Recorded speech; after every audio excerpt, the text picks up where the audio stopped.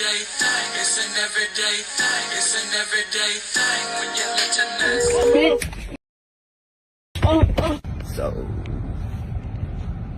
So I'm asking, you gonna get my money or what we doing? Cause I need my money. One, 20 minutes, is that right? No, we can go to the ATM right now. I need my money right now. Oh, no, solo. Nah, what is this? Like, what is this? It's not $80. This is, what is this? You just waste my time. Like, come on now. Like, I need my money. Like, you can Apple Pay it, you can Cash App it, you can Zelle it, you can do whatever, but I need my money before I get out of this call. Sorry, no. So why you playing? Why you playing? Why you playing for real? Give me my money. No, sorry. No.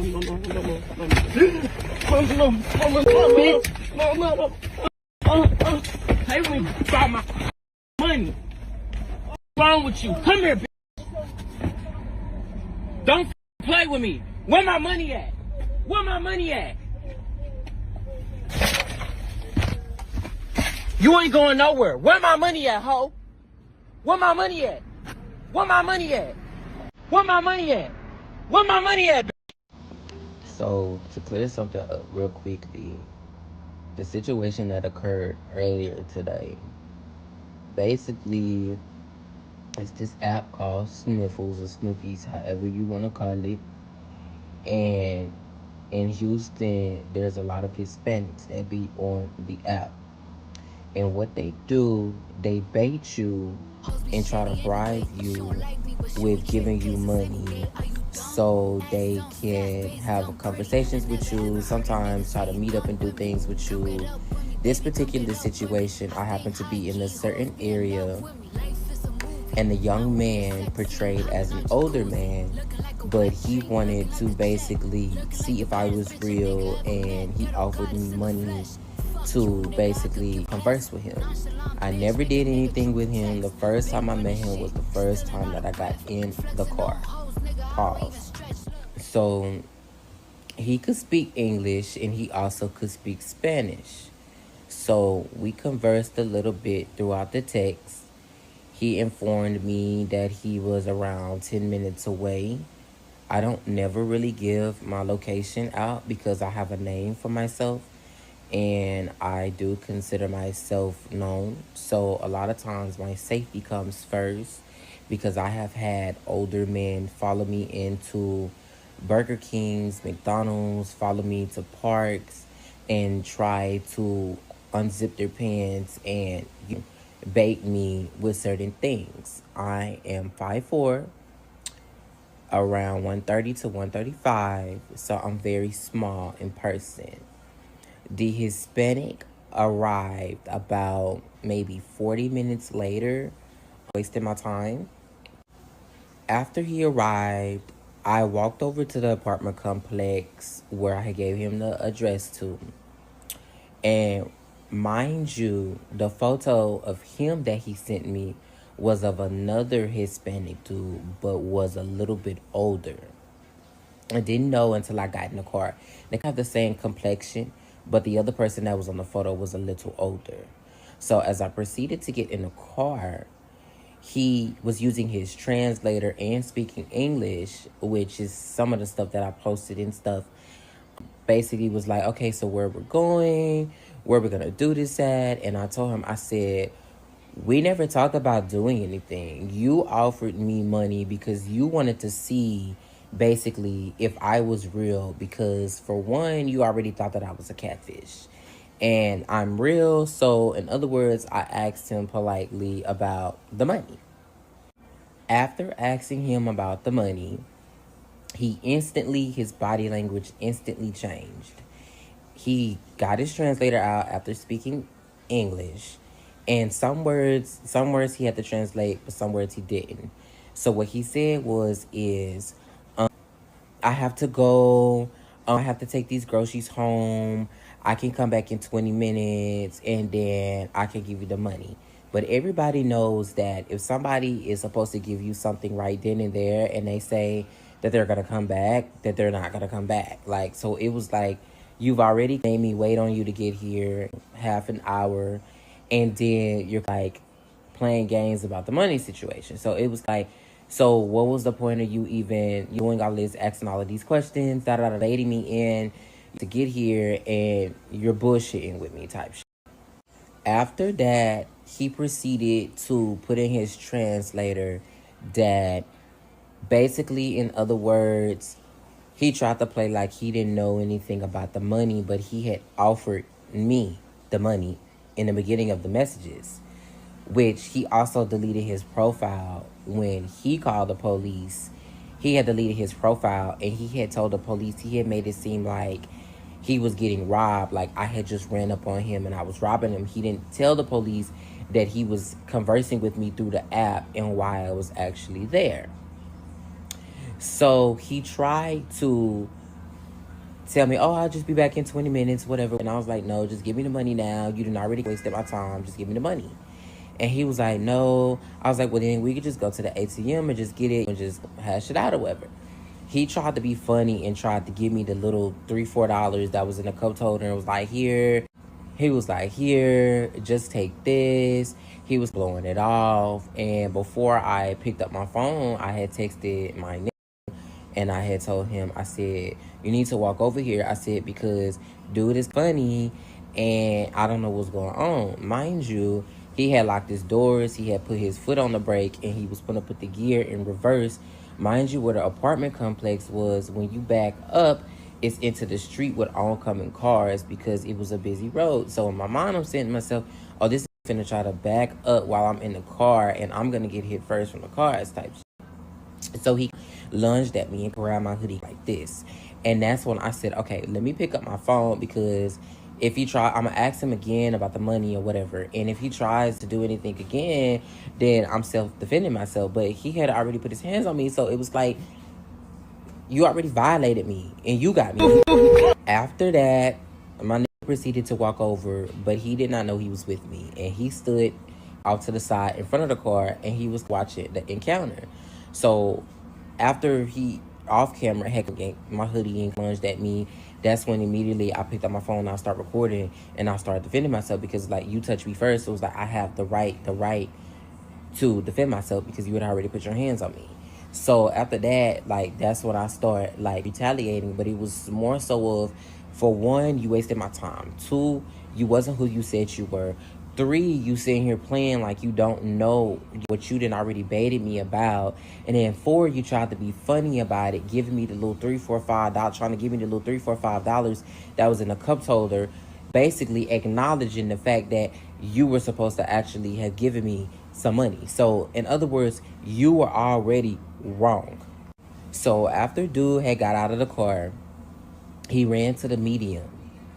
And I asked him again, I was like, so where's the money? And that's when I just left. I told my, I said, come on, let's go. And we had left and we went on. We never left the area. We went, got us something to drink at Jack in the Box, and we just went on about our business. Well, I heard fire trucks and ambulances and police is coming down the street, and I instantly said, oh, he must still be over there and he must have had called them.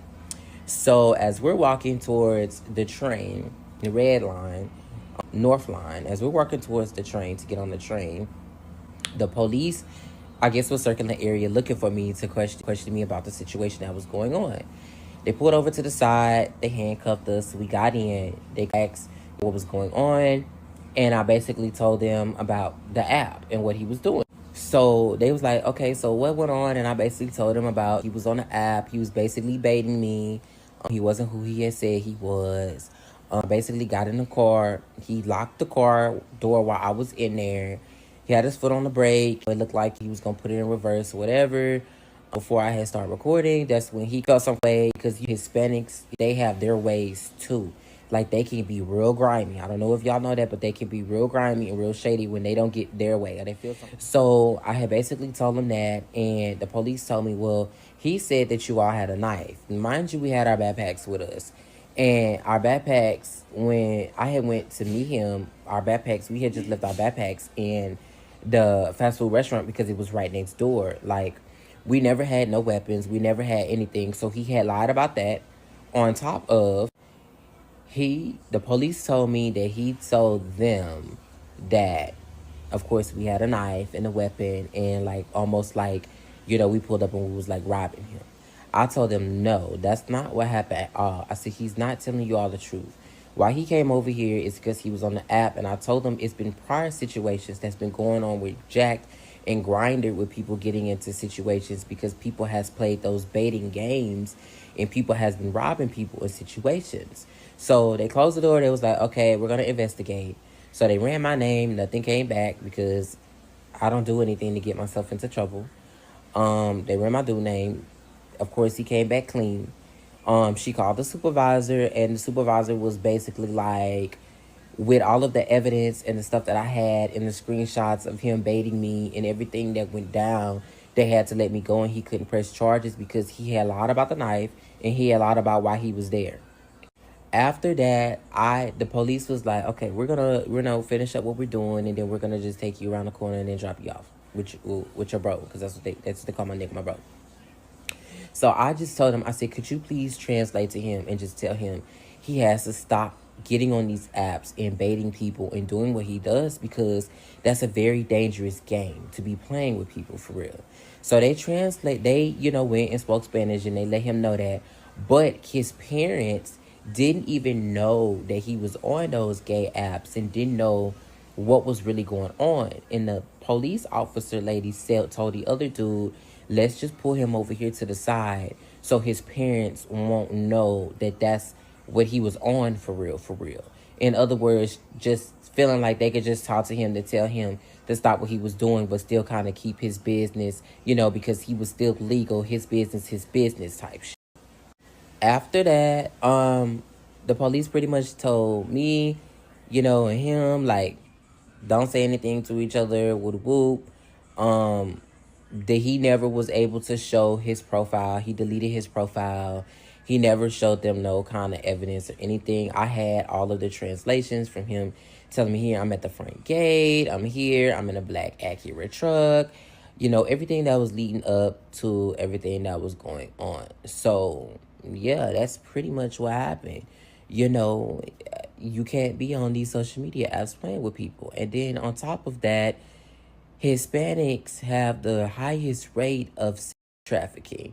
I was fearing for my life because you locked the door. How do I not know that you were going to traffic me? I mean, you are Hispanic, and Hispanics do traffic.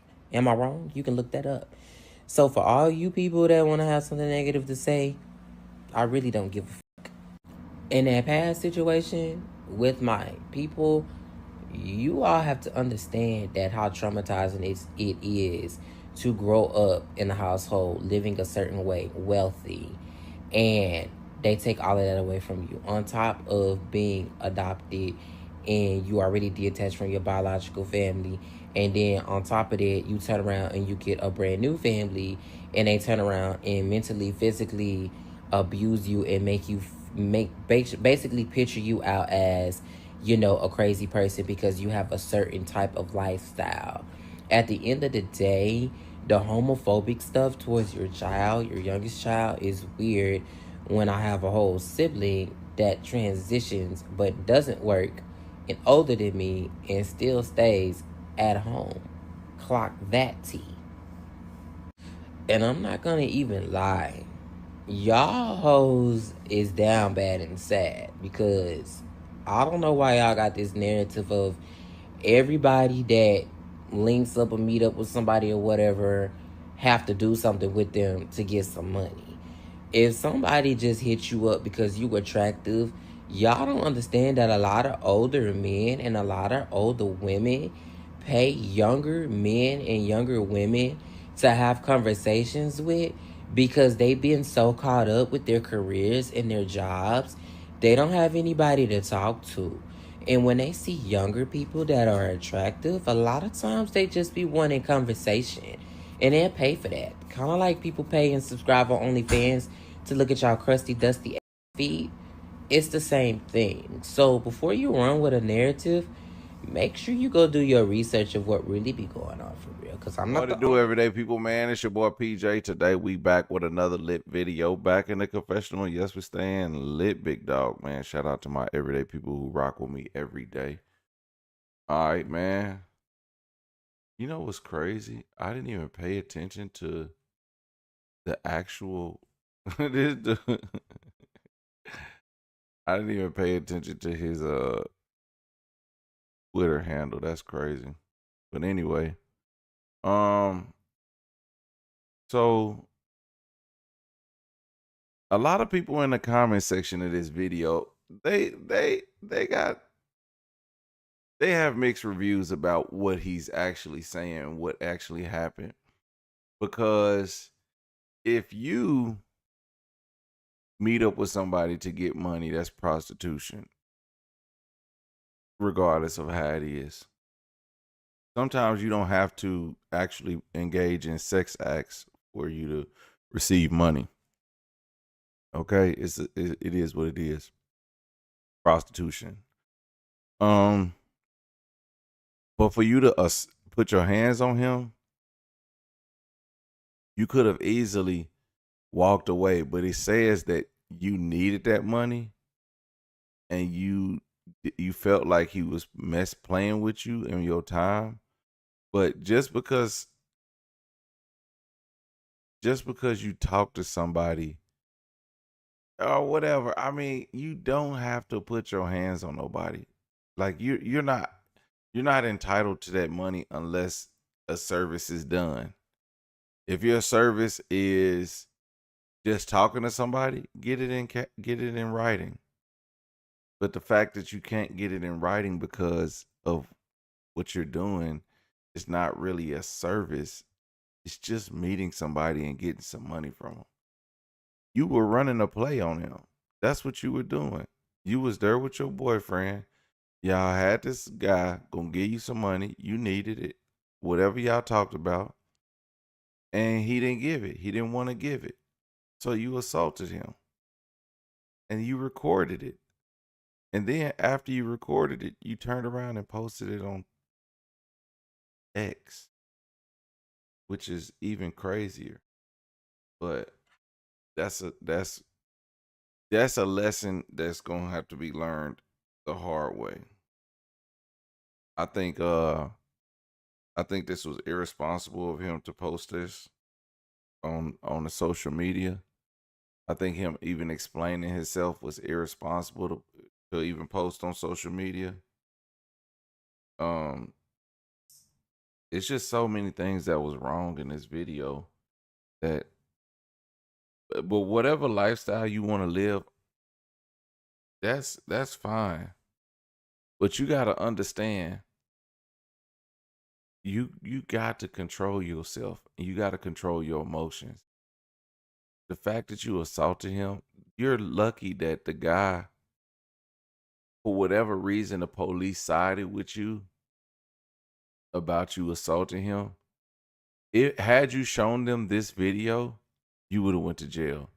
You would have went to jail because it's almost as if you're punishing him for not giving you money. But then they're gonna like, what does he got to give you money for? So you're pretty much you have to admit to selling your body or your time or whatever it is from a monetary gain. And to say that he stole from you because of that. And then you talking about Mexican sex traffic, but then you're going out to meet random people on an app. That's not, if you wanna stay away from being sex trafficked, stay away from meeting people on apps. He didn't even show you the right picture. He showed you a different person's picture. So that should tell you right there, this stuff, what you're doing is dangerous. You're telling that guy what he's doing is dangerous. What you doing is dangerous. Very. I mean, it's so dangerous. Like, you don't know who these people are. You don't know what type of lifestyle they live and where they can get away real clean, and nobody will know them. Nobody can know who this. Nobody will know who this person is because they're not from here. Nobody's. It's if it's a small group of people, and you know they stick together way more than we do. So, as much as there's a lesson here for that guy, there's an even bigger lesson for you waiting for you somewhere down the line if you don't change your life, and it'll have to do with jail or hell. Because if somebody kill you for what you're doing, you know you shouldn't put your hands on that man. You don't know that man. You don't know what he capable of. So crazy situation. Let me know what y'all think about this in the comment section.